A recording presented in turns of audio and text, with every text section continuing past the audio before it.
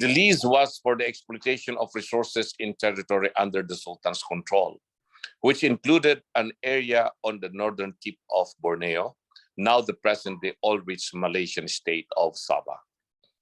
The historical facts of the case so far revealed in the media are this. First, Malaysia took over the arrangement after independence from Britain in 1963, with its government paying annual token sums to the Sultan's heirs who are Philippine citizens. Second, Malaysia stopped the payments in 2013 by raising the argument that no one had a right over Sabah, which is part of its territory. In 2017, the Sultan's descendants declared their intention to take legal action and seek legal compensation.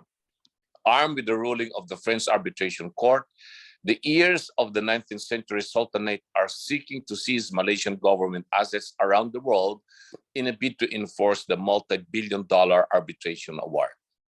It escalated in mid-July. At lunchtime, one quiet Monday in the central Luxembourg, a bailiff walked into a service office building to serve an asset seizure notice on two subsidiaries of one of the biggest energy companies in the world, Petronas.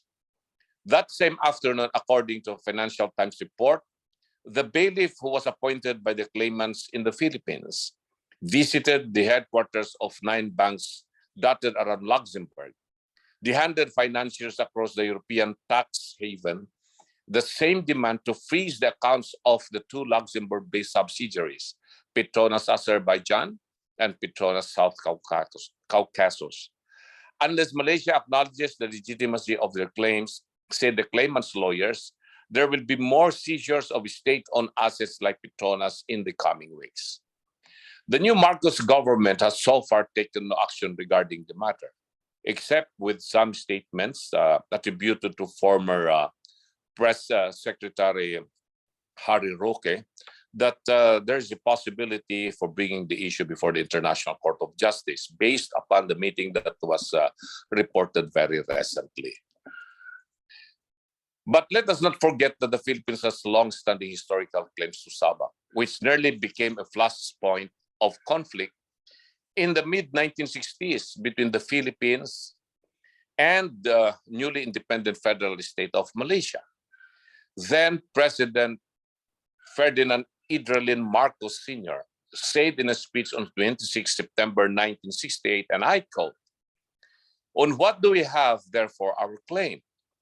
We have based it primarily on this, that this area was leased to the two adventurers, Baron de Overbeck and Alfred Dent, one an Austrian citizen and the other an Englishman. And this lease was recognized as such merely as a lease. This lease continued became because of the payment of 500 Malaysian dollars annually. Up to now, this amount is still being deposited. If this land was not leased out by the Sultan of Sulu, why is it that up to now the rent is being paid?" Unquote. Former President Marcos further said, and I quote, "Did Baron de Overbeck and Alfredo Dent acquire sovereignty over the territory? No, because they were not acquired sovereignty and dominion over territory like this.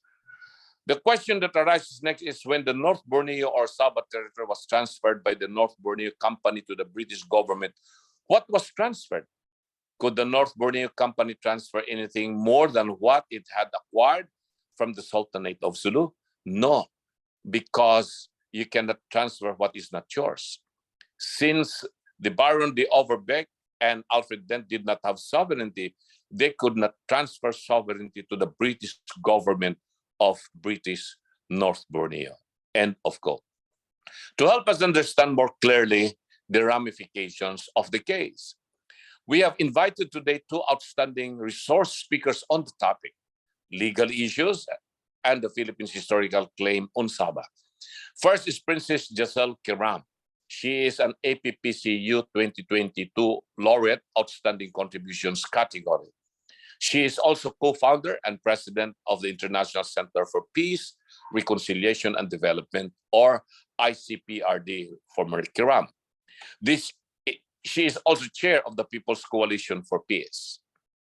Second is an APPCU 2021 laureate in major contributions category, Mr. Adolfo Paglinawan.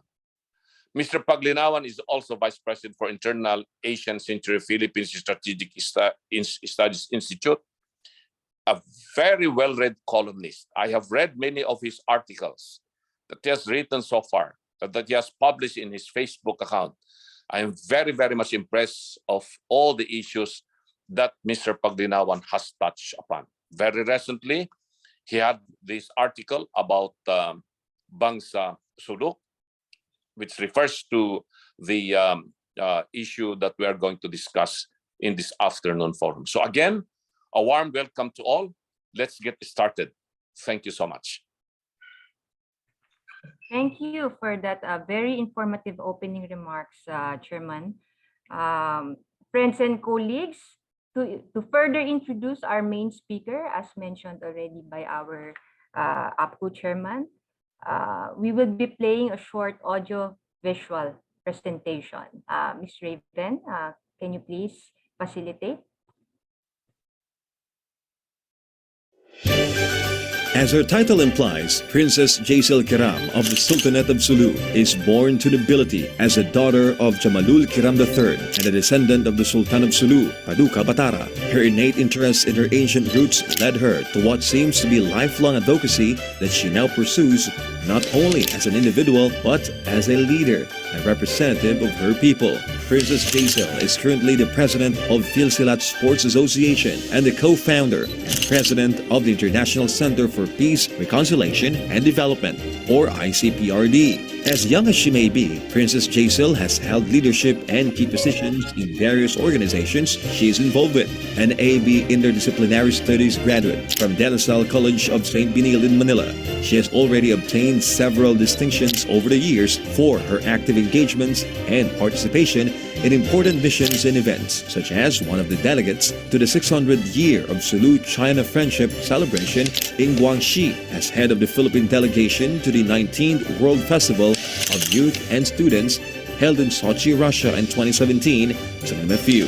In her pursuits of retracting her roots, Princess Jacel has been instrumental in bringing to the fore pieces of evidence of ancient ties between China and the people of Mindanao, particularly the Sultanate of Sulu, that goes beyond trading, but also of alliance and cultural assimilation. Her commitment to the furtherance of the legacy of her ancestors has not only led to an increased awareness of Philippines-China historical ties among her people, but such efforts greatly facilitated the promotion of more people-to-people interactions between the two countries by way of skills, knowledge, and human resource exchanges. She hopes not only for the Philippine government to find means of supporting efforts of preserving the legacy and historical alliance that many sultanates in Mindanao, like that of Sulu, have long started. For her, history is not only there to render evidence of long-standing amity with China, but also to lay the basis and grounding for our own identity,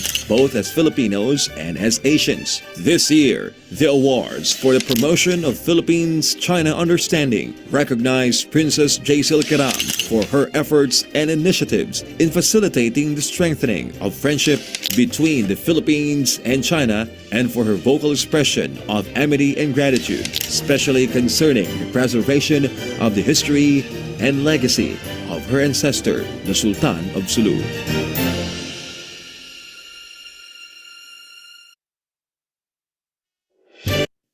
All right. So with an award for promoting Philippines-China Understanding, or Apcu awardee, please welcome Princess Jacel Kiram. The floor is yours, Princess Jacel. Greetings of peace. Assalamualaikum warahmatullahi ta'ala wa barakatuh. To our Appcu Chairman, Raul Lambino, and to all the distinguished guests, ladies and gentlemen, good afternoon po sa inyong lahat. As the opening remarks of our chairman, he already has discussed the history of Sabah. Hello, can you hear me? Yes, loud and clear. Yeah, okay. he already has discussed the history of Sabah. So medyo brief na lang, no, about the history of Sabah and how did the Sultanate acquire this territory called Sabah. In the olden times, no, the Philippines was not yet born yet. There's this kingdom kasi may relationship nga tayo with China in the 14th century pa. So fast track, in 17th century, nagkaroon ng rebellion sa Brunei. The Brunei Sultanate asked the help of Sulu Sultanate. And when they were successful in quelling the rebellion in Brunei, as a token of gratitude, Brunei gave Sabah or North Borneo to the Sultanate of Sulu. Ceded Sabah to the Sultanate of Sulu. So fast track, no, as what the chairman has said earlier, that it was rented out to a British North Borneo company. And then, please bear in mind that Malaysia was just born in 1963. But of course, before Malaysia was born in 1962, there has been talks about Sabah being a disputed territory already. So in 1963, kaya po nagkaroon ng Philippine claim is because the Sultan of Sulu then, Sultan Ismail Kiram, signed a memo, or parang it's a transfer of authority. It is a transfer of authority, ceding North Borneo to the Philippine government so that, kasi Malaysia will be born in 1963, so that it will be a nation-to-nation case. Kasi during that time, the Sultanate of Sulu is not sovereign anymore.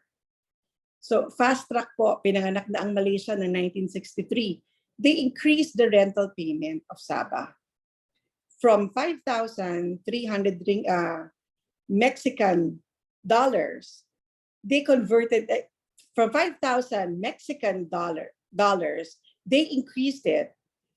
Malaysia, when it was born in 1963, minana niya po yung lease na yun. No? So she was the one now paying rental to the Sultanate of Sulu and increased the rental payment from 5,000 Mexican dollars to 5,300, but changed its currency to its currency, ringgit. So until then, they've been paying the Sultanate of Sulu this rental payment. Pero meron nga silang, they're contesting the term pajak that was used in the original lease. But in the terminology of British, pajak means rental. In the terminology of Americans, it's also rental. Lease, no? But in the terminology of the Spaniards is a redimiento, which in English refers to as lease also. So they continue paying the Sultanate of Sulu until dumating yung time na, until 2013 came. And then the Sabah standoff happened. Fast track po ito. A lot has happened already, no? Sorry, balikan ko lang konti. During the time of Marcos, the reason why, alam to ni Kado, the reason why the secessionist group was born is because of this issue. The Sabah issue, because at that time, according to history, during the time of President Marcos, he really planned to get Sabah back for the Filipinos. And this operation was revealed by a senator, no? During that time, Senator Aquino. This was the Operation Merdeka. Accordingly, it is to infiltrate Sabah to get it back for the Filipinos, because at that time, malakas pa ang military power ng Pilipinas. But because it was revealed, no, pinasabog ni Senator Aquino na abort yung operation.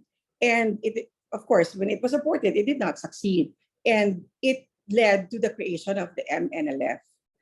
So fast track po tayo ngayon. For several years or decades, and several administrations had passed, nothing has happened in our claim in Sabah.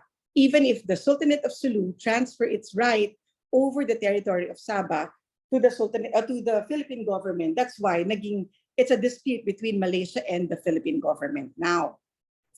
So dumating po itong 2020 2019, when this group of lawyers and there's this international group who's been helping the Sultanate of Sulu. And because the issue po of the Sultanate of Sulu is masyadong magulo, because number one, sinasabi that the Sultanate of Sulu's family, it's saying the family itself is not united. Maraming sultans in Sulu and in Mindanao. So parang somehow nagulo na rin yan.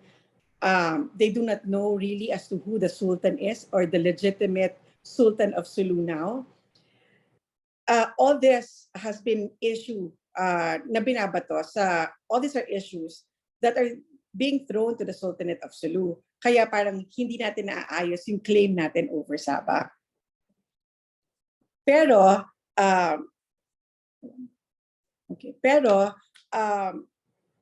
with all this, ang naging strategy po nung grupo na tumulong sa Sultanate of Sulu is to get a document na kung saan nakalagay doon kung sino yung mga heirs to the Sultanate of Sulu. And from there, they claimed this proprietary right. So, finorward na nga po nila ito sa sa arbitration court because they forwarded this into the arbitration court, and ito lang ang meron tayo ngayon, the ruling from the arbitration court that Malaysia needs to pay the Sultanate of Sulu's heirs almost $15 billion. And that's just a ruling, but as to how it will be enforced, that's a big question. And now may mga issues po na nagsasabi na this is a Philippines claim. And if this is a Philippines claim, then dapat gobyerno, the Philippine government must be the one to administer all this. But yes, it's true that the right to Sabah was ceded to the Philippine government in 1962 by Sultan Ismail Kiram.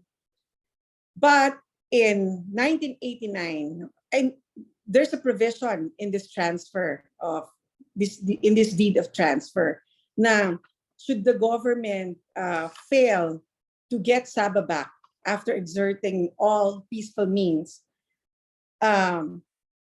this transfer document shall ipsa facto become null and void, and the Sultan of Sulu shall be free to assert his sovereignty over North Borneo by other means to all sovereign claimants. So meron po yan, page 5 of that deed of transfer. Kaya parang, and there's a revocation in 1989 by Sultan Jamal al-Kiram. In-state din po ito that the government failed to get Sabah back for the Filipinos. So ito yung naging basihan din po siguro nung 2013 when the people of Sulu or some Tausug people went to Sabah. Not to wage war yun, not to wage war, but they were asking permission from my father. I was there. I heard it over the phone. When they were asking permission, my uncle was asking permission that they just want to go to Sabah so that they could experience living in their territory habang buhay pa sila, because these people were old people. And when the Sabah standoff happened and we were talking to them on the phone and asking them what they need, isa po sa mga kailangan nila that time was arkoksha. And only old people can relate kung saan po ginagamit yung arkoksha. It's a painkiller. Usually, ginagamit pag may mga arthritis or may mga severe pain. So, nung nangyari itong Sabah standoff na ito, nasagot po lahat ng misconception about the Sultanate of Sulu, that it is not united, that the Sultanate of Sulu has several sultans, and that we do not know who the legitimate heir is or the legitimate sultan is. Because during the Sabah standoff, ang kinakausap lang po and recognized by our government and Malaysia is Sultan Jamal al-Kiram. And the Sultanate of Sulu po has its laws of ascension and succession to the throne. Hindi ho yan nabago since noong unang panahon. And it's always the eldest male in the family. So klarong-klaro po yan. It's not an issue anymore.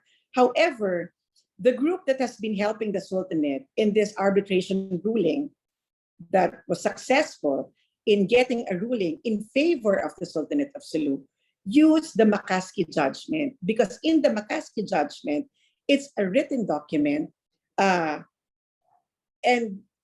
what's written in there are the names of the heirs of the Sultanate of Sulu. Because sometime in the past, when Sultan Jamalul Kiram II died, he had no heir.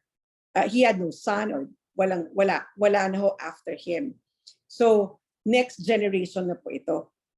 Next generation na mapupunta yung pagka-sultan. And the eldest among the next generation, siya yung magiging eldest male in the next generation, siya yung magiging Sultan of Sulu. It's not necessarily being transferred from father to son. Nangyari lang po yan nung panahon ni Sultan Punjungan, because Sultan Punjungan is the last male among his siblings, no, youngest among his siblings na lalaki, but oldest among the Kiram clan. And the next in line, no, was his son, because his son Jamalul Kiram II is the oldest male in his generation. So after the generation of his father, Sultan Jamalul Kiram III is the oldest male in his generation. So it was followed by his brother, Sultan Ismail Kiram II, and followed by dapat the one who went to Sabah, Raja Muda Agbimuddin Kiram, but he died before siya maging sultan. So the sultan today is Sultan Pugdalon Kiram II. And he's the brother of my father. And he is the current sultan kung saan meron na po tayong ruling that the French arbitration court is asking or is ordering Malaysia to pay the Sultanate of Sulu's heirs this amount of money. But ang problema lang dito yung enforcement. And I have so many questions actually about on how to enforce this. Because as daughter of Sultan Jamalul Kiram, I feel that I have obligation, especially to the Filipino people who has been very supportive to us in the 2013 during the Sabah standoff, no, when we were fighting for Sabah, no, that hindi naman fighting na literal fighting, no. When I became the spokesperson of my father during the Sabah standoff, I felt the support po of the Filipino people. Hindi lang po from Mindanao ang support na naramdaman ko. And I feel that this issue is one issue that can unite the Filipino people, because this can help, and the Filipinos po can benefit from this territory.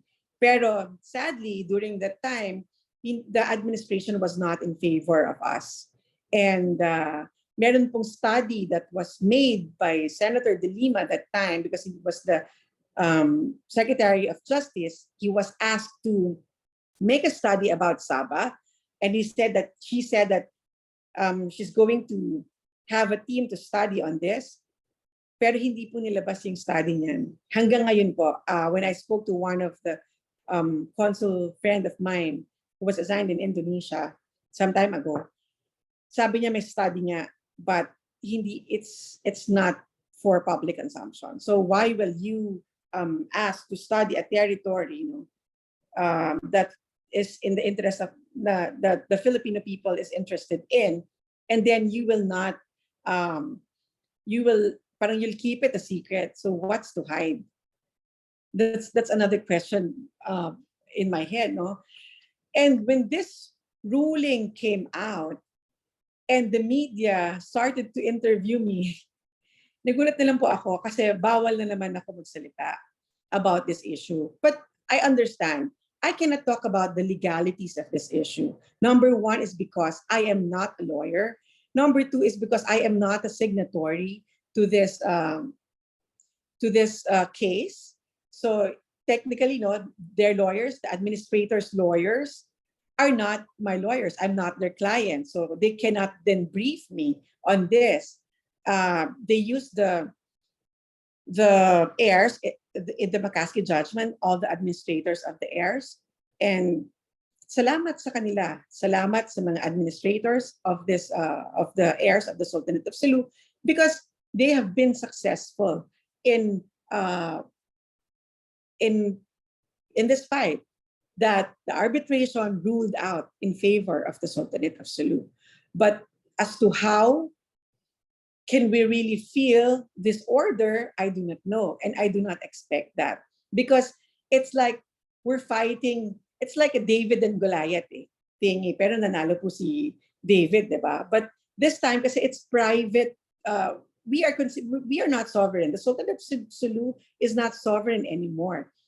And we are fighting against a government. So I do not know if we do not get support from the Philippine government, and kung hindi rin po kami tatanggap ng suporta at tulong ng Philippine government, then I do not know how this claim, how can we benefit from this ruling? How will the Sulu people benefit from this ruling? To think, napakaganda po sana no, ng pwedeng mangyari when this order will be enforced, then development can happen in Sulu. Yung taxes out of this order or out of this court order, kapag out of this grant, mapupunta po sa Pilipinas. So, the Sultanate of Sulu, sa matagal na panahon, naging matiisin. Ang dami yung pinagdaanan. Ang dami na hong nagrebelde. The government gave them peace talks. They even gave them autonomous region. Pero the Sultanate has always been a law-abiding citizen. The Sultanate has always been in support of the government. Pero ito pong pagkakataon na ito is crucial because we have to feel na we have a government that will protect us. When I spoke with Senator Robin Padilla, sabi niya nga sa amin, or sabi niya sa akin in the phone, na dapat the government should do something about this. Na para bang meron lang tayong property abroad. And then, of course, meron ka property na binili abroad and you lease it to someone, the rental must be yours. Sa'yo yun. So in this case, ganun, sa Sabah, parang ganun po ang sitwasyon. But at the same time, sabi rin ni Senator Robin Padilla, may mga ibang kaso po tayo abroad in the case of our OFWs. And some, ang may kasalanan pa talaga, yung mga OFWs natin. But our government is there to support them. May support pong binibigay ang gobyerno. But in this case of ours, in the Sultanate of Sulu, that naiintindihan natin yung importance of diplomatic relations, that Malaysia is a neighboring country, that Malaysia is a neighbor, and hindi po tayo we do not have dispute against our neighbor kasi we have to protect each other. Magkakampi dapat tayo. And the Sultanate of Sulu is open for talks. We just want to sit down and come up with a win-win solution for Malaysians, for the people of Malaysia, and our people. To come up with a win-win solution, una-una po sa lahat, both are Muslims. Malaysia is an Islamic Muslim country. So, yung Sulu Sultanate is Muslim. Islamic po ang way of life namin. And it's so easy to sit down and talk. I do not know kung anong pumipigil. And pwede naman pag-usapan, not the full amount, di ba? This is just coming from me. This is not from the family. But these are thoughts of mine na I think will be beneficial to both countries, especially to the kawawang Sulu province. Na baka it's high time na with this, pwede pong bumangon muli ang Sulu, and that it could contribute to the Philippine government in terms of revenue. Kasi napaka-yaman po ng Sulu pagdating sa mga natural resources, no? Like marine resources, even land resources. Mayaman po ang Sulu.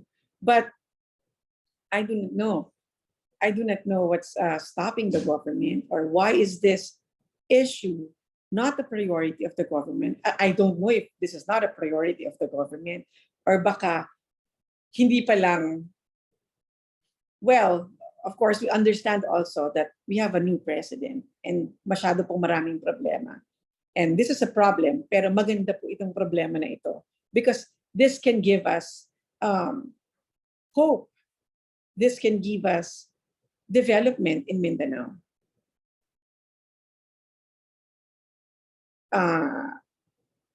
Wala akong ibang update sa inyo, but all this I've stated is in the newspaper. The 14 billion court ruling, the government, alam natin lahat na has not done yet anything about this. Wala pa pong talks that is happening between the Sultanate of Sulu and the Philippine government. Wala pa sa ngayon. I hope that, in the next few weeks or baka naman after the trip of the president, or because they've discussed the Bangsamoro issue with Tony Blair, baka naman sumunod na, o mapasok na rin yung usapin on Sabah, especially on how can the government assist us in this enforcement of this court ruling. Yun lang po. So if you have any questions or kaado, hindi tayo nakapag-usap. Hello? Okay, Princess Jacel, would you still want to tell more or? Okay na. Yeah, okay na. Hanggang doon na lang. Alright. So, Thank you, Princess Jacel, for that informative update. And moving forward to introduce the speaker reactor, may we call on the Vice President of Apcu, Mr. Felix Guanzon. VP Felix, the floor is yours.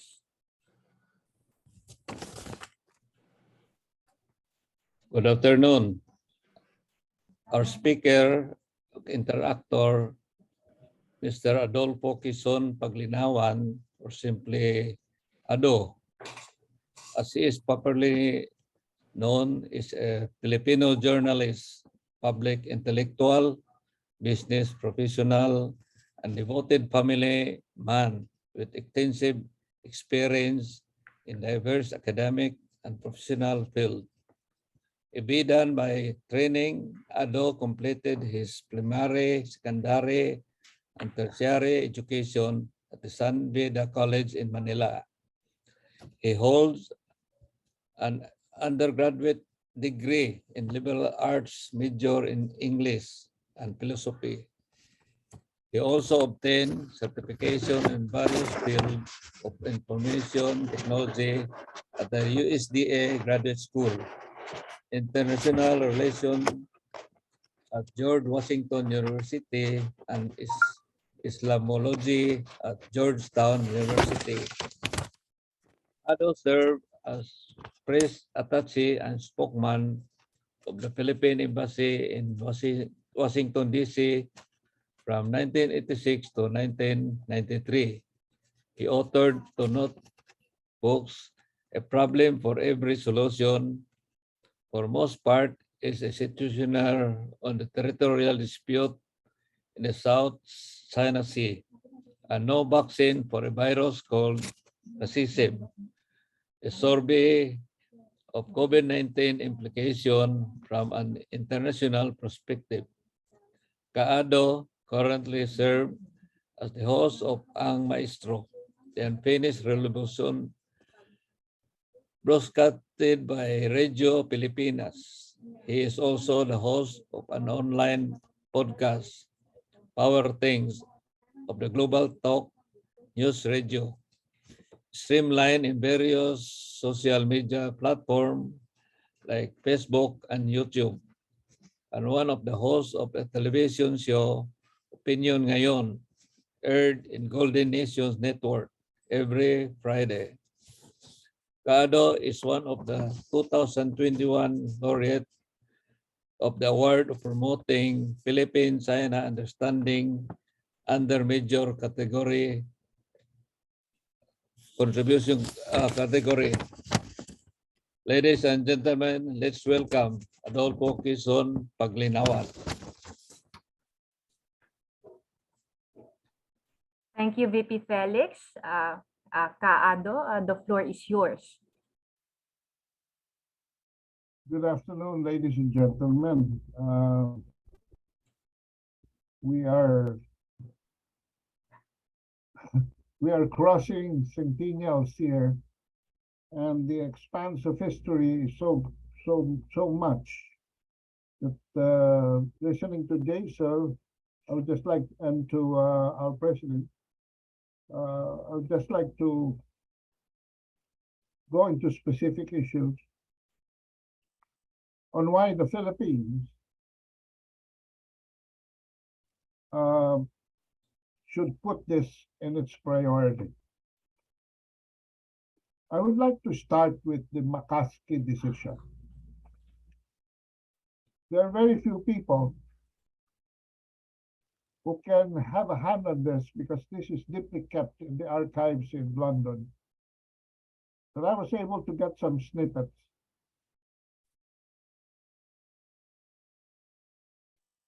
A suit was brought by Dayang Haji Piandao Kiram and 8 other heirs of the Sultan before the High Court of North Borneo against the government of North Borneo to obtain a declaration that they were entitled to receive the yearly rentals, or to use the court's term, session monies payable under the deed of 1878. I am talking here about the Supreme Court of North Borneo.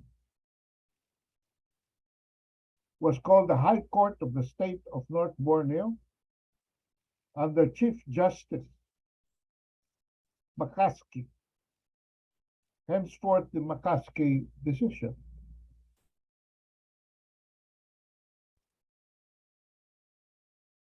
The court gave a favorable decision to the petitioners after satisfying itself that no adverse claims could possibly come from the Philippine government. This was 1939. However, in an obiter dictum, the court said it is abundantly plain that the successors in the sovereignty of the Sultan are the government of the Philippine Islands.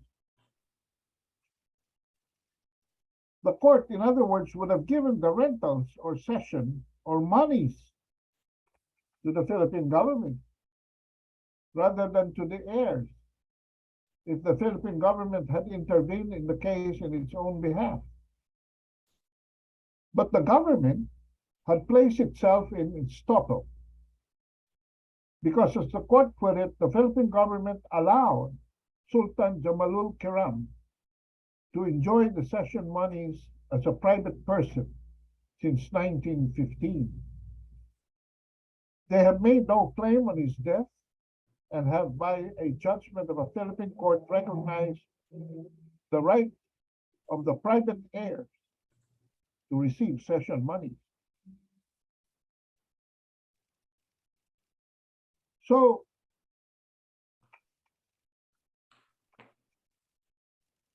we were under the Americans then. And this was not in the consciousness of the Filipino. The nexus that would come, I would learn from my former boss, Emmanuel Pelaez, when he was ambassador of the United States. And I served under him as press attaché and special assistant, was that President Macapagal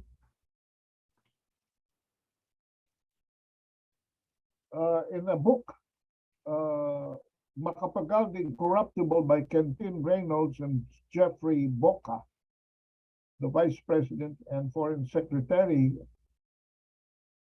of Manuel Rojas then was Elpidio Quirino. And Rojas just had a heart attack in April 1948. Note the date, from 39 to 48. This is 9 years. When he summoned Diosdado Macapagal to represent the country in the transfer of Turtle Islands from Great Britain to the Philippines. The Turtle Islands had been part of a lease to the British North Borneo Company by the Sultan of Sulu in 1878 and had never been part of the British Empire. All the Philippines knows about the British really comes from the United States in an image filtered from its East Coast to West Coast.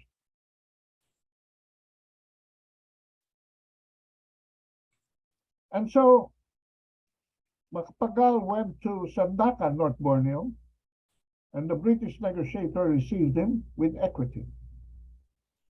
And soon the Union Jack, which was the flag of Britain, was lowered, and the flag of the Philippine Republic was victoriously hoisted in its place in the Turtle Islands. But this is in implementation of a Treaty of Washington in 1900 that followed the Treaty of Paris in 1898. The turnover. In ensuing discussions, however, in Sandakan, Macapagal went deeply into the legal history involving the Turtle Islands, and it was only then that the Philippine side became aware that the Sultan of Sulu had leased the North Borneo to Baron Overdeck and Alan Death, who were British citizens, for a pittance of an annual rental then equivalent to $5,300 as padjak or lease. The British knew the heirs of the Sultan were Filipinos, but the British had precisely schemed earlier, and I would suspect with the Americans, on what to do with North Borneo as they conspired in the Convention Treaty as early as 1930. So the Makaski was 1939. The discovery of Macapagal of the issue was in 1948. But 9 years before the Makaski was the Convention Treaty of 1930. This was a treaty between the Americans and the British where they delimited the boundary between North Borneo as part of a British Empire and the Philippines, which was under the United States. So that would explain why details on our claim to Sabah has been kept until, I would say, 1948 from public view. Because it was primarily only the British, the Americans, and the Sultanate that knew about it. Why am I mentioning this? Because there seems to be another time lapse that occurred. By the way, this initiative of Macapagal only prospered as far as the Manila Accord of 1962 or 3, where Indonesia, Malaysia, and the Philippines sat together in what was called the Manila Accord to solve this amicably.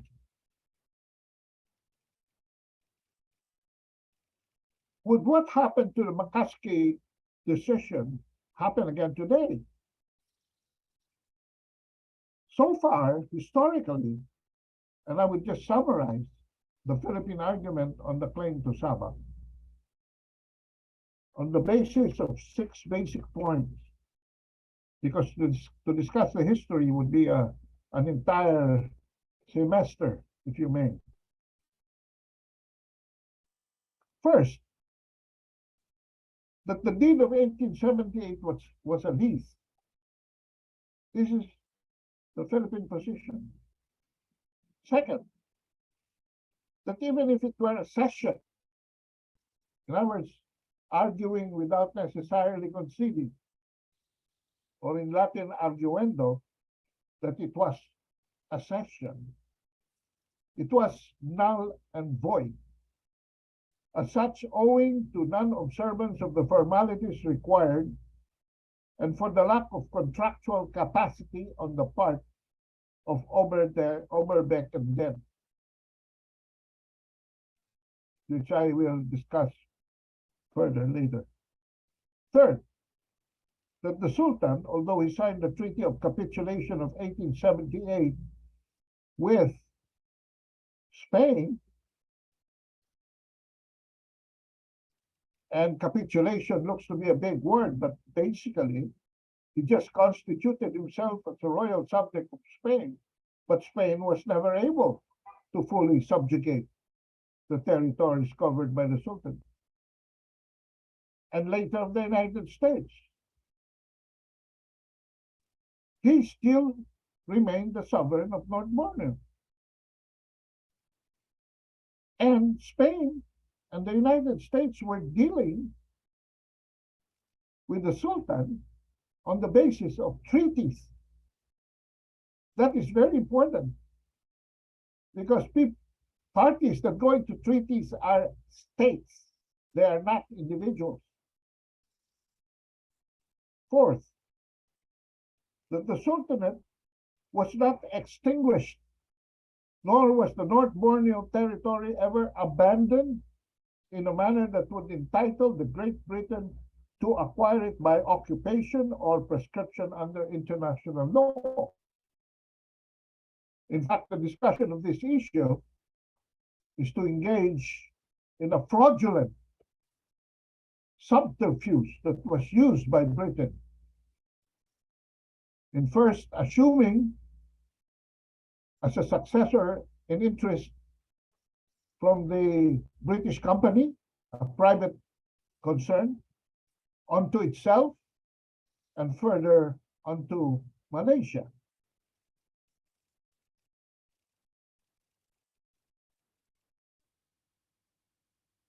Sabah was never terra nullius. It was never abandoned.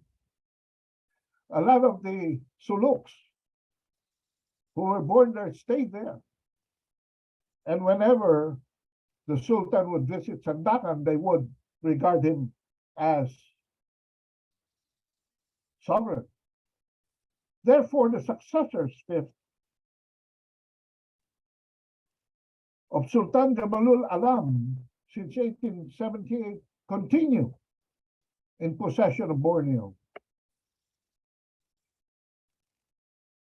I would like to say something about this because our president, President Manuel Quezon, had some foolishness in this. When he was, during the Commonwealth, by a mere memorandum circular, he disallowed any further succession to the Sultanate of Sulu. That was in 1936, thinking that that would abrogate the Sultanate.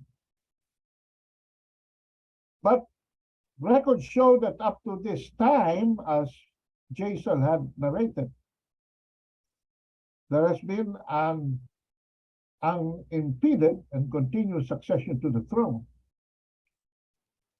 And in fact, in 1962, the Ruma Bechara, or what would be the counterpart of the parliament within the Sultanate of Sulu,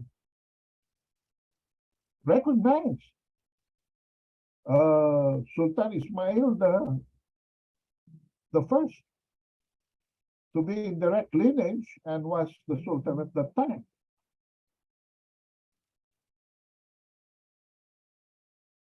They had the succession Although some parties have been fooling around this and they're claiming that they are the sultans or whatnot, we always go back to the McCaskey decision. And these are the 8+1 up to now. And our last Philippine argument that therefore, finally, if they cede North Borneo to the Philippine government, as they did in 1962, the Philippine government would then become the rightful sovereign thereover. But note here that we are talking about two powers of ownership that are to be distinguished. The proprietary rights and the sovereign rights. Let us go to the proprietary rights. A case has been filed, and the arbitrator gave an award. Malaysia did not participate. Let me go straight to the findings. 3 rulings by the arbitrator. Number 1, the 1878 agreement is an international private lease agreement of commercial nature, not a cession. The British company was a private personality dealing with a sovereign personality. There cannot be a cession because a cession, as I earlier said, should be between equals, from one sovereign to another sovereign, from one state to another state. This statement shoots down the successors in interest because the British company designated its interest to the British government. That was illegal according to international law. And further, having usurped the territory, they transfer it to Malaysia. Okay, so Malaysia now is the successor in interest. What is the second finding of the arbitral court in France? The respondent Malaysia breached the 1878 agreement. Now this is very important because it was the lessee that defaulted the agreement. It was the lessee that unilaterally left the lease. And the third finding is even damning for Malaysia, even on the aspect of proprietary rights. Because the third aspect is 1878 agreement decision is therefore considered terminated as of January 1, 2013. So the proprietary right now belongs to the Sultan and heirs. Where does the sovereignty rights now belong? That is the question. And that was where I will get into my introductory point, that the Philippine government must not now make a position on this matter. Are we to make a claim on the sovereignty because it was ceded to the Philippines in 1962? There will be issues, but as Jacel has elucidated here, it has always been, the Sultanate has always been a good citizen, and this is something that we can solve across the negotiation table. But if the Philippines is not interested in the sovereignty, for whatever reason, then the position of the Sultanate as a de facto state shall become de jure, because it is the owner, and since it cannot pass it on to the Malaysians, because the Malaysians have already forfeited the right, and the agreement has been considered terminated. And if the Philippine government does not want to be the sovereign, take over the sovereign part of it as ceded, then I shall adopt the independent position that we will have to face, and I'm pushing this agenda further, that the Sultanate of Cebu should assert itself as a state, a full state having both proprietary rights and sovereignty rights. Does that mean that the Philippines will be dismembered? No. Whether the Philippines assume the sovereignty or not assume it and surrenders it back to the Sultanate, because the Sultanate is the issue here, not the Philippines. The Sultanate will always be there, will have always the final rights to the argument.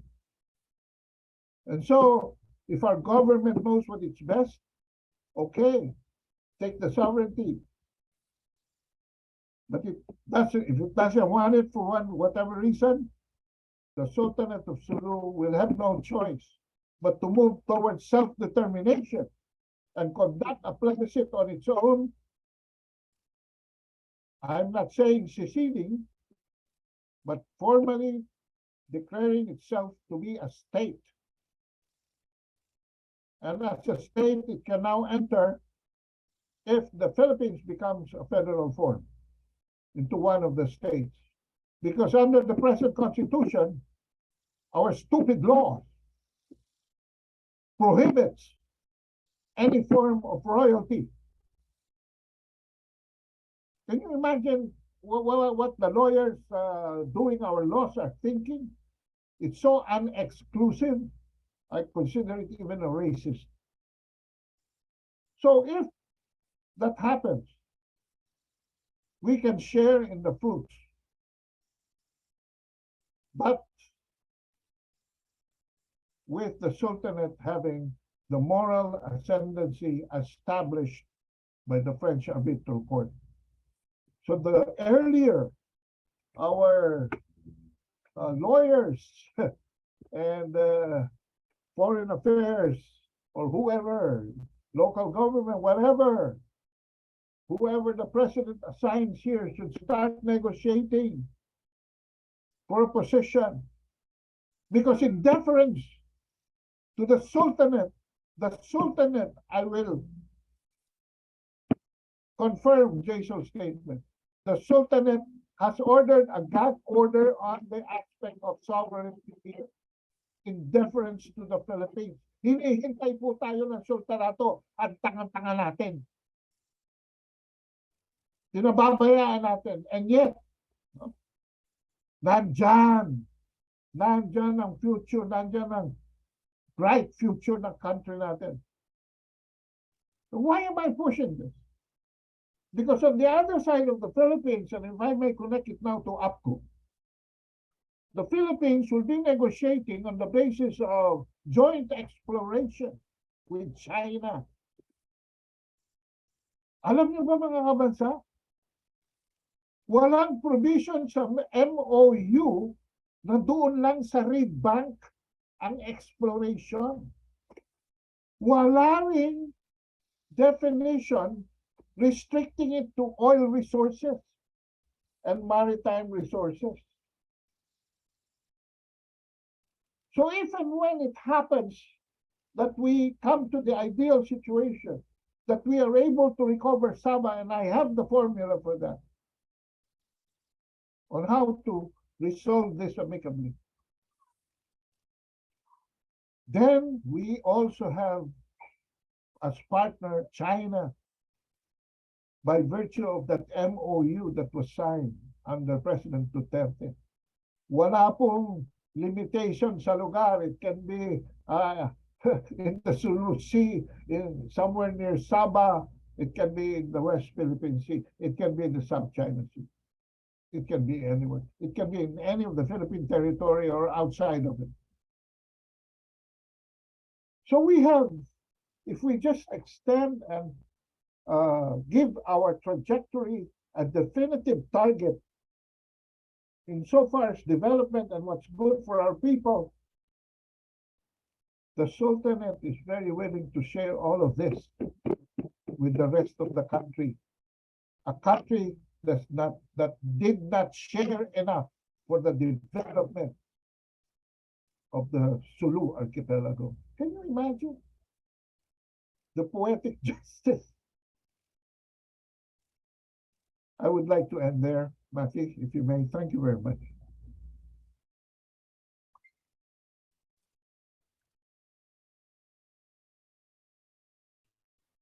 So if there are any questions, Okay, thank you, Kaado, for that enlightening analysis and extensive discussion.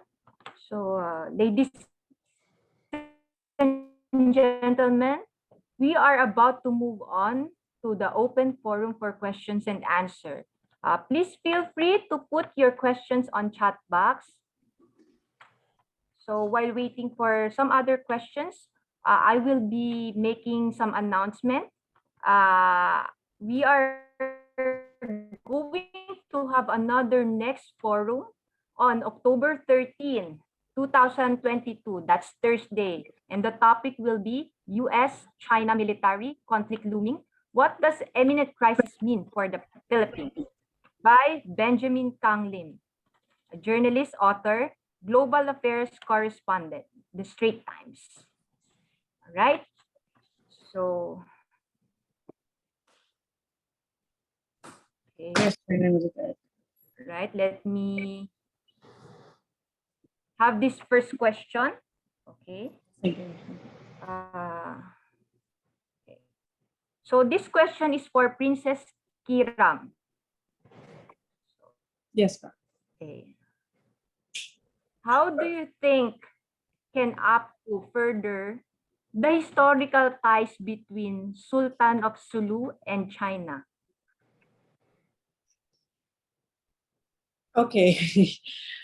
It's up to Apcu, no? But the recognition that is given to me by Apcu is plays a vital role in this, no? Because recognizing me as an awardee, giving me as an award, and recognizing me as Princess of Sulu, malaking bagay na po yun. And my lineage is the lineage of the Sultan of Sulu. So in that way, we can erase also the notion, no, of the other Sultan wannabes in Sulu na nagpapagulo lang ng claim. So ito, malinaw na malinaw ang lineage. And thanks to Apcu for this recognition.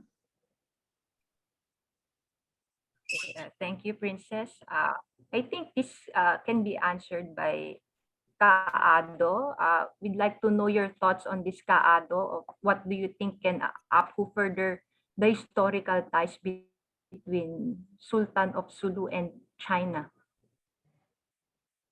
could you repeat it, please? Okay. How do you think can Apcu further the historical ties between Sultan of Sulu and the China? Oh, well, we're starting right now with this.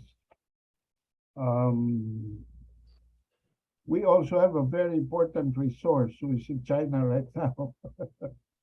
Ana Malindugoy is already in Beijing on her first day of quarantine for a scholarship in Beijing. And so we have a connection there.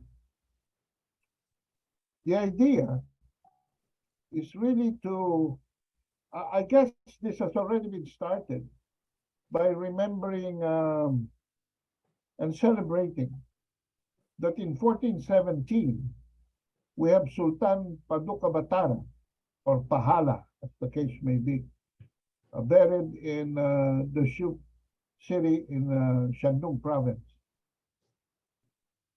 And I've been talking about this. I've been talking about this in audiences here in the Philippines. Because 8 hectares of burial ground is not a, it's not a laughing matter. It's a very serious. And the way the tombs, I went there and I even have pictures. I think every Filipino should go there, not just member of the Sultanate or Filipino Muslim. By the way, in Fujian province, I think in Xinjiang City, there is also 5 hectares of Rizal Park that Filipinos don't know of.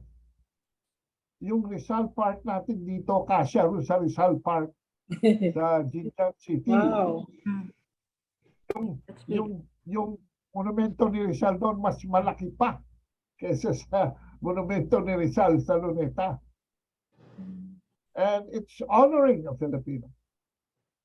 So I am mentioning these 2 Filipino, the Sultan Paduka Pahala, and our national hero,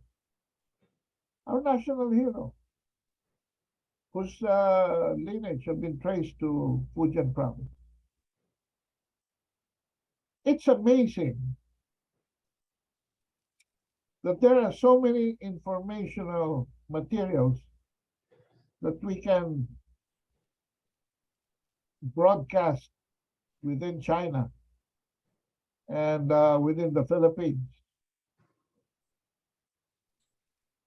Unfortunately, I could not understand why there was so much that the Chinese have done for the Philippines from 2016 to 2022 during President Duterte's time.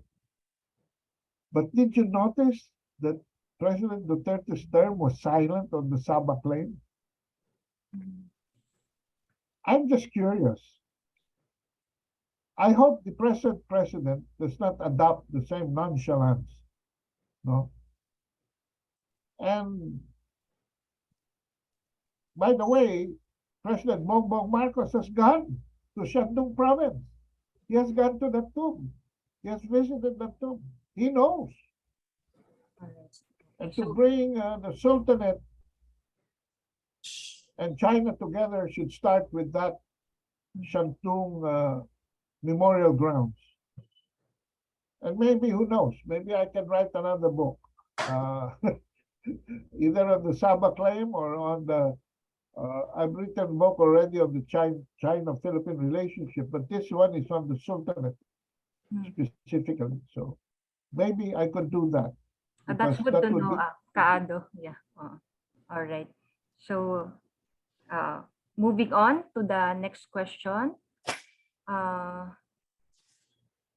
think there's a question from ABS-CBN, Jasmine, Miss Jasmine, addressed to Mr. Paglinawan. You mentioned that Sulu should assert itself as a state, as means to push for its claim on Sabah, as well as its fruits of the claim. Is this correct? If so, are you suggesting that Sulu should detach itself from the Philippines? How? Federalism? Charter change? Well, I think I already answered that in a way, but I was suggesting that not as a matter of any connection to the claim. It is insofar as the Philippine Sultanate relationship is concerned. Because there are many avenues to channel the energy that could go into a better Philippine Sultanate relationship on one hand. Eh, ngayon wala eh. Wala ko nakikita eh. Jacel, meron ko ba nakikita? Kanina nga ang appeal ni Jacel that for the Philippine government to take this seriously. Doon magsisimula yan eh.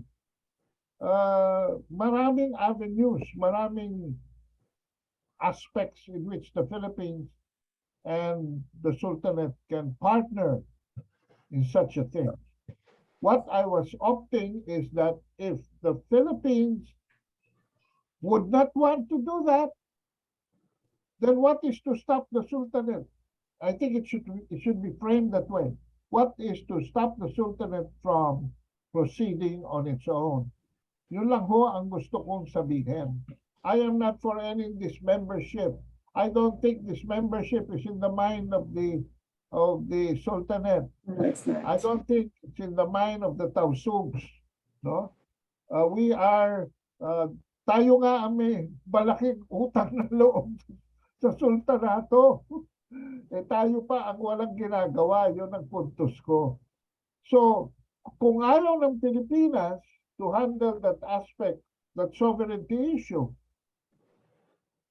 in step with the proprietary rights of the Sultanate, why would I stop the Sultanate from proceeding forward? When, even when it proceeds forward, it can meet itself later on in the destination as a federal state or as what is now there's a new thing in international law. There's a new thing in international law called joint sovereignty. May bago ho ngayong trend, no? Joint sovereignty. Yun din ang proposal ko doon sa oil exploration sa Reed Bank, sa Kalayaan Island Group, na hindi ito dapat on a level of service contract. This must be elevated to either an executive agreement or a treaty with China. Dito the same thing goes. We can have a joint sovereignty in managing Sabah. Hindi ho para humiwalay. Hindi, I'm not forwarding these options for a separation. No? Our history is so attached, no, that maybe a divorce is not possible. So I'm proposing some avenues in which we can do that. So there is a third option. Ang tawag ko dyan sa mga joint sovereignties na yan ay, would you believe, condominiums? Yes. Joint sovereignty. Pwedeng jointly, state ng Sabah, state ng Pilipinas, jointly sovereign, or state ng Sultanate, part of the federal state of the Republic of the Philippines, or as partnership, joint venture. But I don't think the Sabah issue can be solved by the Philippines alone. Ang essential element po dito ay ang sultanato. In fact, nanalo na ang sultanato sa French Arbitral Court. Okay, thank you for that, Kaado. Moving on to the next question, addressed to Princess Jacel. This question is from President Jeffrey Nang. How has the Philippine government been helping you in your case filed in the international court that you recently won? I don't think the government or the Philippine government has helped us in any way in this case. This has been known to the Filipinos and I think to the Philippine government also. No? When we won in this case already, when an order was filed by the arbitration court, and lumabas na yung order that Malaysia needs to pay such an amount, wala hong tinulong ang Philippine government doon. And now that the order has come out, ruling has come out, dito po sana natin hihingin ang tulong ng Philippine government sa pag-enforce nito on how we can benefit from this ruling. Kasi ruling is just in the papers. Ang kailangan natin, actual physical money so that we can do something for our people in Sulu. At sana rin po, no, dagdagan ko yung kay Kaado kanina. Let's not forget that the Sultanate of Sulu, no, has been very kind to the Philippine government, has been a very good citizen of this country, has always been on the side of the Philippine government. But let's not forget the fact that we have two greatest contribution to the story of this country, and that we can help in contributing to this country if the government will allow us and if the government will support us. First is the story of Sultan Batara and Emperor Yongle, diba? That in the olden times pala, it's not true what we have learned in our classes in history when we were in elementary and high school, that we were savages, that we were illiterate when the Spaniards came into the Philippines. Because this story of Sultan Batara, or the Sultan's visit to China, is an evidence. Because that we were in savages, na meron na tayong gobyerno, na we can navigate, we have navigational skills, traveling from Sulu to China using a boat, bringing 300 people as entourage of the Sultan of Sulu. Pangalawa po, fast track, nung nagkaroon na ng gobyerno ang Pilipinas, meron tayong claim on Sabah. For the longest time, ang bigat na issue, ang laking issue because it affects the diplomatic relations between Philippines and Malaysia. But now that there's a ruling, it can help the Philippines a lot in many ways. Only if the government will support us in this. Kahit man lang to open up negotiation with Malaysia. Kahit man lang backdoor or I don't know kung paano. But, you know, they have to help. Yes, okay. So far, Princess Jacel, how does the Philippine government assist you for this claim? Is there any assistance extended or? No assistance from the government. How about dialogues with the dialogue started with the government? No, not yet. No dialogue yet. Walang member of the Sultanate of Sulu that was called by a government official to talk about Sabah issue or to talk about this ruling on Sabah. Okay, that's noted. All right. Thank you, Princess. We'll be moving on to the next question. This one is from from ABS-CBN, Ms. Jasmine. To Mr. Paglinawan, you mentioned that Sulu should assert itself as a state as means to push for its claim on Sabah as well as its fruit of the claim. I'm so sorry. This is already answered by Kaado earlier. This one is another question related to Princess Karim by ABS-CBN. Following the thoughts of Mr. Paglinawan on the Sultanate asserting on its own claim, can and will the Sultanate do it? Is it open for pursuing to its own? That I cannot answer. Pero as far as I know, mahaba pa yung pasensya namin. And we are hoping, kasi wala naman kaming ibang sasandalan but the Philippine government. And let's just give our new president time, no, to dissect everything. Baka, alam mo yun, I know we understand that he has a lot on his plate now, but I hope that, you know, this, sabi nga ni Kaado, this is an important issue that the government has to face.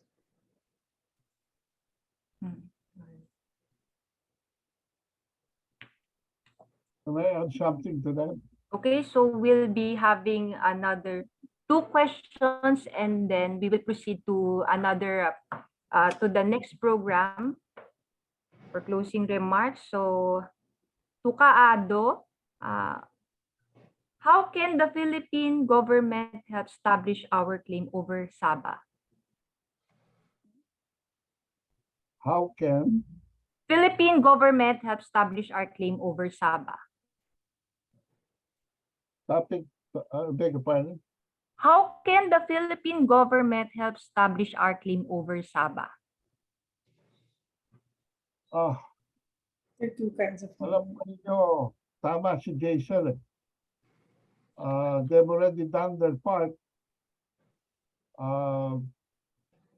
Importante because iba pagka merong states, may country na nagbaback up sa inyo. For instance, I think $15 billion is enough motivation na ma-enforce ito.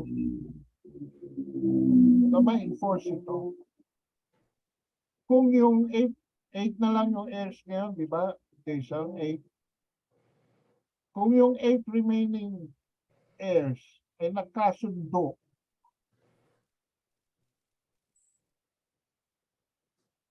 and right now, the Sultanate is under Sultan Paglinawan, Kiram III, the second. Andiyan na eh.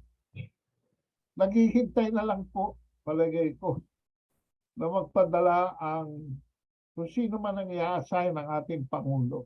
And I hope, yung medyo may imagination naman ng ma-assign dyan, no? Baka mamaya padala niya dyan si Johnny Ponce and really, this morning, meron akong narinig na sinasadya si Johnny na medyo dagdagan daw ng 24 pag senador. Hindi gano'n ang takbo ng utak na kailangan dito. He must send somebody creative dito sa aspeto na ito.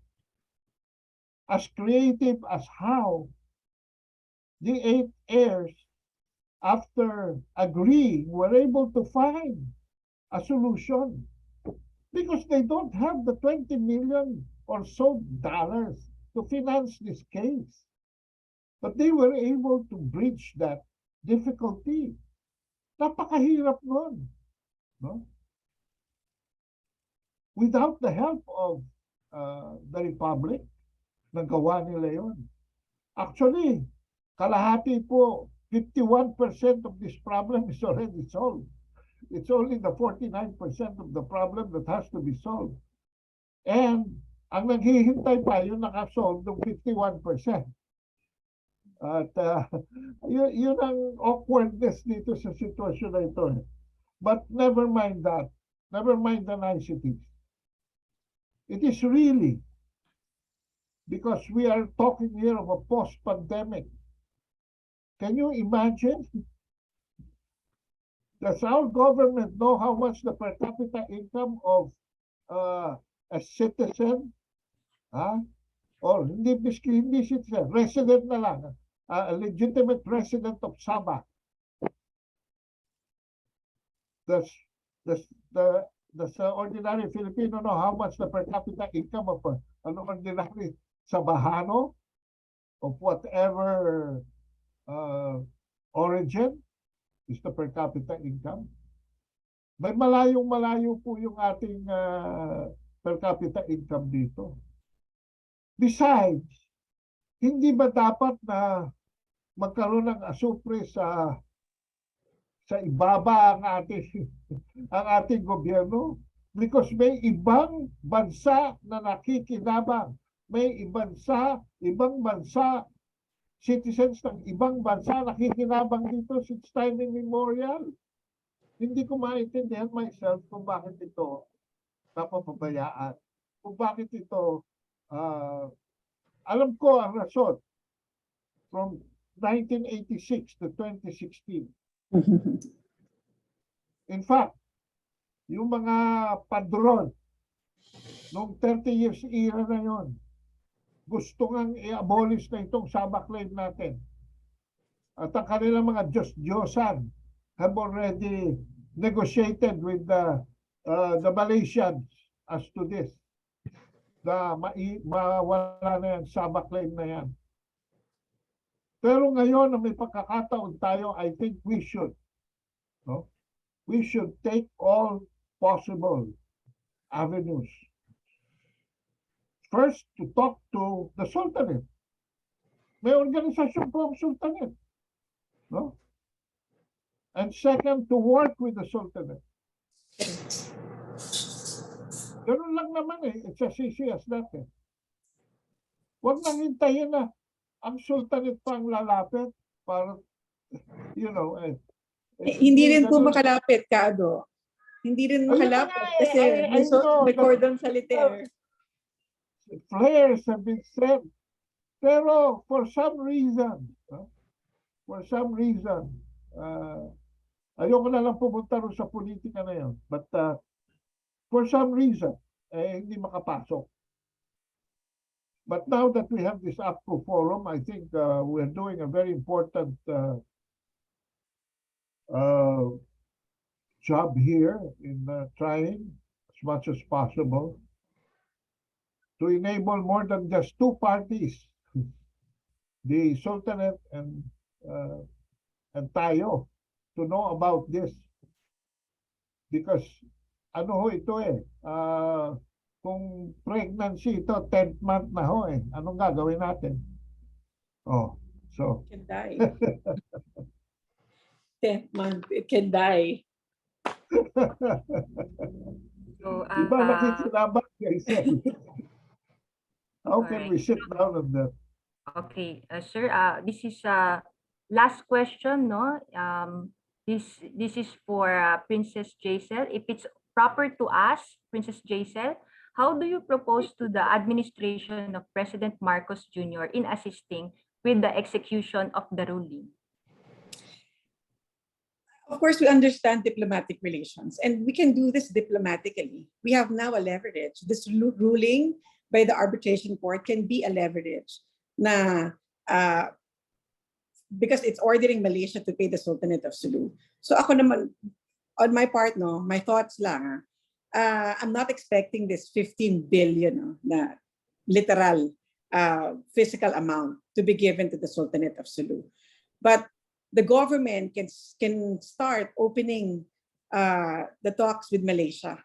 Pero may ruling din daw kasi yan in the international community, in diplomatic relations. Kung sino unang mag-approach, that's the weakest, that's a weaker government. So parang hindi ko po alam kung ganito ba yung strategy ng gobyerno natin, that it's waiting for Malaysia to approach the Philippine government since we now have the leverage, or dapat ba tayo, Philippine government, will approach Malaysia? I don't know eh, kasi sa tingin po dyan in international perspective, kung sino unang mag-approach, ibig sabihin, that's the weaker party.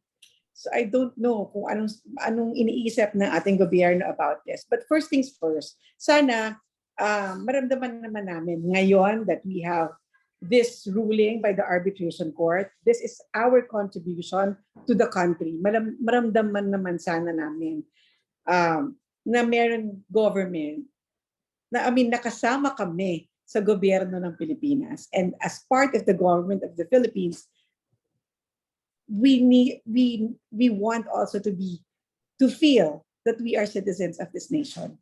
Kasi ang laki ho ng kontribusyon ng Sultanato ng Sulu. And dito po sa case na ito, wala po miski 1 centavo ang ginastos ng Philippine government. And we're here, we are already here. We have this ruling from the arbitration court. Push na lang po ng konti ng Philippine government. And we want to feel na somehow, thank you sa grupo who have been helping the Sultanate of Sulu. Thank you to the administrators for uniting in order for us to have this ruling in favor of the Sultanate of Sulu by the arbitration court. Malaking bagay po ito. Okay, thank you, Princess Jacel and Kaado, for sharing your valuable insights and for answering these extensive questions, no? Thank you very much with gratitude. So before moving to our closing remarks, we are happy to announce that Appcu will be having its general meeting and elections on November 25th at Astoria Plaza in Pasig. So in relation to this, may we remind those who have not renewed their membership dues and for the new members as well to settle the dues before October 31, 2022. So members who paid for the membership dues will be eligible to join the aforementioned general membership meeting and election.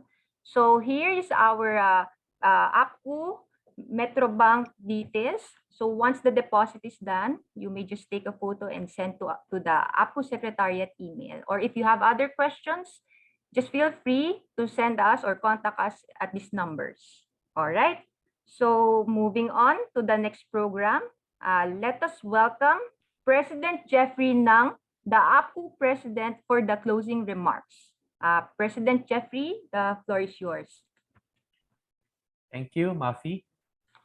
Apcu Chairman, Secretary Raul Lambino, fellow officers and members of Apcu, to our distinguished resource speakers, APPCU 2022 Laureate, Princess Jacel Kiram, and APPCU 2021 Laureate, Adolfo Caado Paglinawan, to our media friends, colleagues, ladies and gentlemen, a pleasant afternoon to all.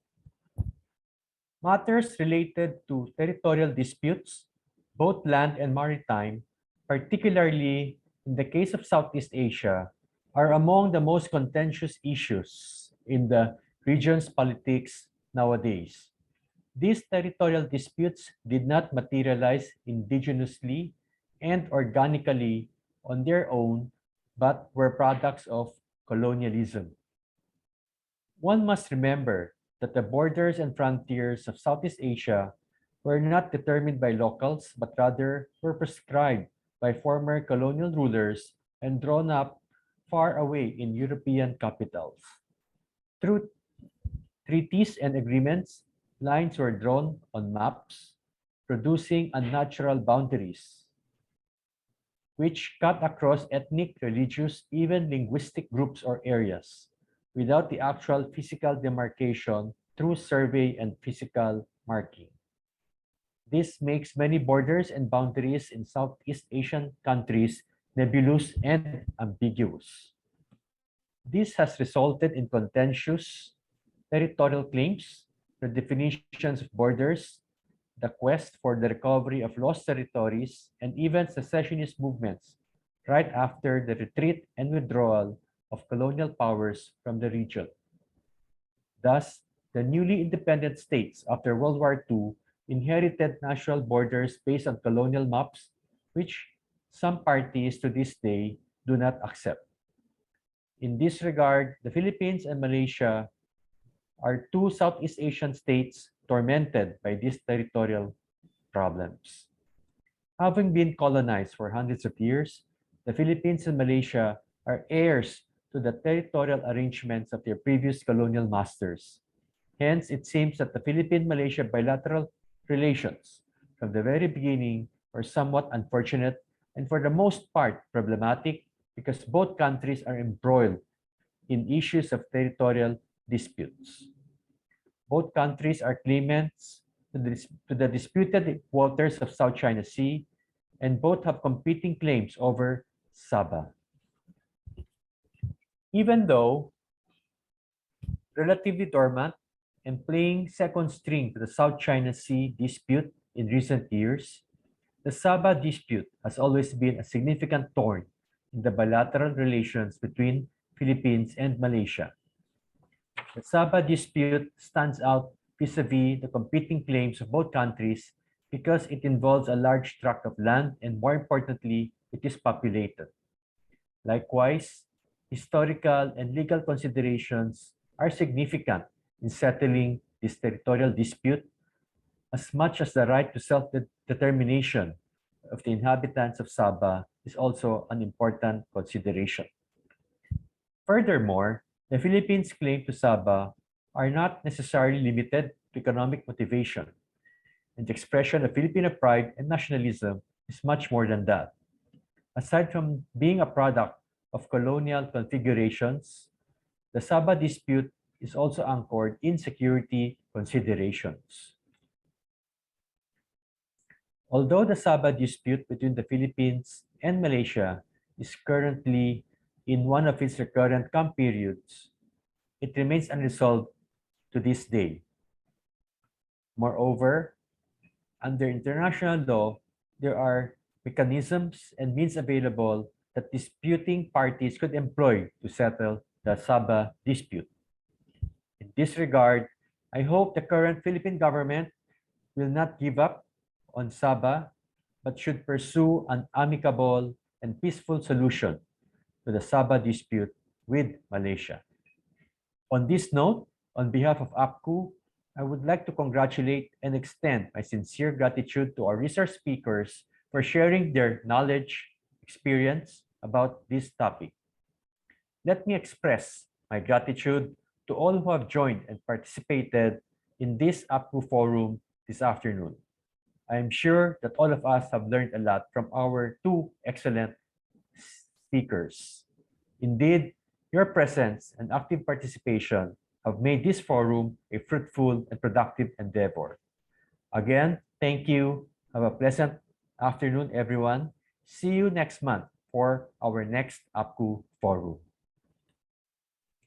Thank you, President Jeffrey Nang, for the wonderful closing remarks. So at this point, our forum has come to an end. And in behalf of the Appcu Board of Trustees, officers, and staff, I would like to express our utmost gratitude for the participants and distinguished speakers for today in joining us this forum. Hope you learned from our outstanding speakers today. Thank you very much and mabuhay.